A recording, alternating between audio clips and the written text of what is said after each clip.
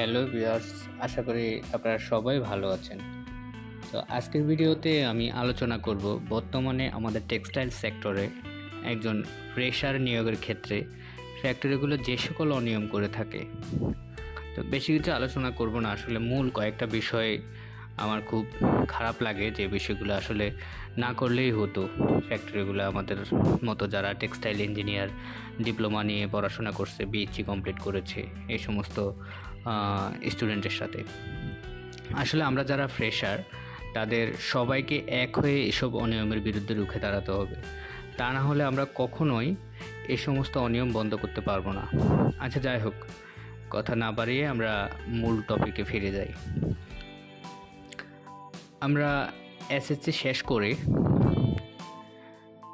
Honours না করে সরাসরি টেক্সটাইল নিয়ে 4 বছরের ডিপ্লোমা যাত্রা শুরু করি, কেননা ডিপ্লোমা শেষে আমরা ভালো কোনো টেক্সটাইল ফ্যাক্টরিতে চাকরি নেব, এটা আমাদের আশা এবং প্রত্যাশা থাকে।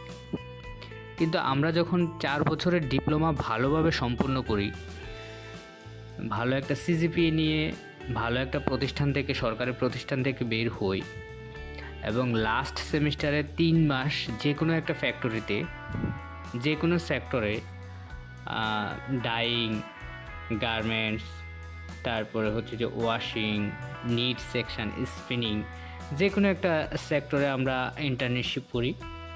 অর্থাৎ বাস্তবে প্রতিটা কাজ কিভাবে সম্পূর্ণ হয়ে থাকে সেটা আমরা দেখি এবং সেটা আমরা বুঝে শিখে নিই কাজগুলা।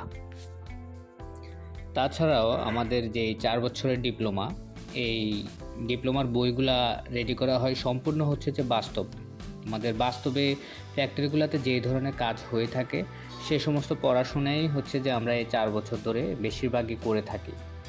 তো তাছাড়াও আমাদের প্র্যাকটিক্যাল জ্ঞান নেওয়া হয়। আমাদের ল্যাবগুলোতে হচ্ছে যে যথেষ্ট পরিমাণে আমাদের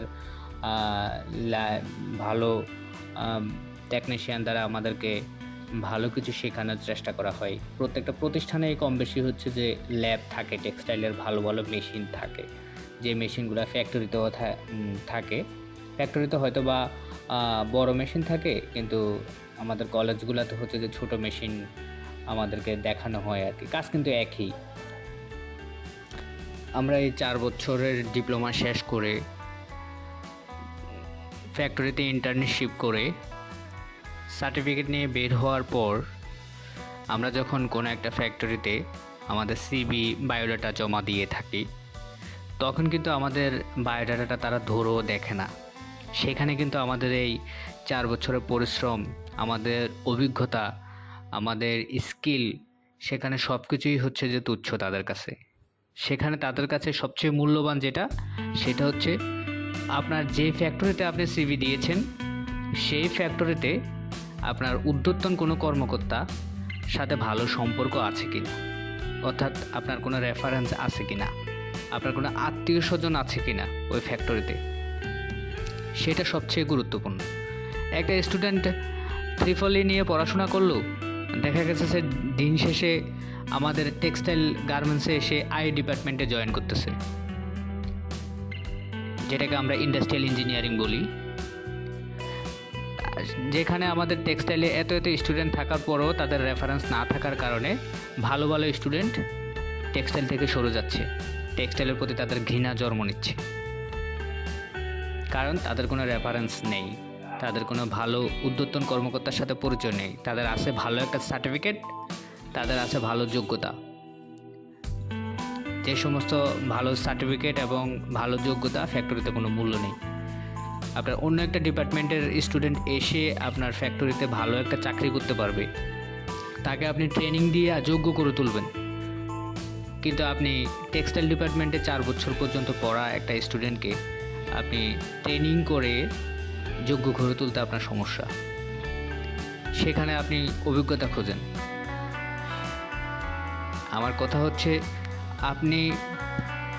আপনারা যদি সুযোগই না দেন কোনো একটা ফ্যাক্টরিতে একটা স্টুডেন্টকে, ফ্রেশার স্টুডেন্টকে যদি কখনোই সুযোগই না দেন, আপনারা অভিজ্ঞতা চেয়ে থাকেন, তাহলে ওই স্টুডেন্টটা অভিজ্ঞ হবে কি করে? আপনারা কোনো না কোনোভাবে তো তাকে অভিজ্ঞ করার জন্য, অভিজ্ঞতা নেওয়ার জন্য তাকে তো একটা সুযোগ করে দিতে হবে। এরকম হাজারো স্টুডেন্ট আছে টেক্সটাইল নিয়ে, তারা স্বপ্ন দেখে তাদের পড়াশোনা করে, টেক্সটাইল নিয়ে ডিপ্লোমা করে, বিএসসি কমপ্লিট করে, এরপরে দেখা যায় যে তাদের রেফারেন্সের অভাবে কোনো ধরনের চাকরি হয় না, কোথাও কোনো চাকরির জায়গা পায় না, পরিশেষে দেখা গেছে অন্য সেক্টরে তারা জয়েন করে। এটা খুবই তুচ্ছ আমাদের জন্য। এই রেফারেন্স জিনিসটা আসলে আমাদেরকে শেষ করে দিয়েছে, আমাদের পড়াশোনা, আমাদের দক্ষতা, আমাদের পরিশ্রম সব কিছু নষ্ট করে দিয়েছে। আপনার মামা, কাকা, ভাই, বাবা কেউ আছে মানে ইন্ডাস্ট্রিতে আপনার চাকরি নিশ্চিত। সেখানে আপনি অভিজ্ঞ হন কিংবা আপনার সার্টিফিকেট থাকুক কিংবা না থাকুক সেটা দেখার বিষয় না, আপনি ভালো বেতনে চাকরি পাবেন, সেটাই হচ্ছে যে বড় বিষয়। তো এই ছিল আজকের ভিডিওতে। আমি আর আসলে কথা বলতে চাই না। আমরা টেক্সটাইল ইঞ্জিনিয়ার যারা আছি তারা আসলে এই বিষয়গুলোতে সচেতন হওয়া উচিত। সবচেয়ে বড় বিষয় হচ্ছে যে এই ভিডিওর আমি যেটা বোঝাতে চেয়েছি সেটা হচ্ছে যে আপনি টেক্সটাইল ইঞ্জিনিয়ারিং পড়ার পাশাপাশি প্রত্যেকটা ফ্যাক্টরিতে আপনার লিঙ্কটাকে বিল্ড করুন ভালো করে, যাতে করে আপনার বিভিন্ন জনের সাথে পরিচিতি থাকে। যারা ঊর্ধ্বতন কর্মকর্তা আছে তাদের সাথে ভালো সম্পর্ক রাখবেন, তাদের সাথে এই 4 বছরে হাই হ্যালো রাখবেন। দেখবেন আপনি ডিপ্লোমা শেষ করার সাথে সাথে আপনার চাকরি হয়ে গেছে, এতে কোনো সন্দেহ নেই। তো এই ছিল আজকের ভিডিওতে। আশা করি সবাই বুঝতে পেরেছেন আমি কী বোঝাতে চেয়েছি। সবাই ভালো থাকবেন।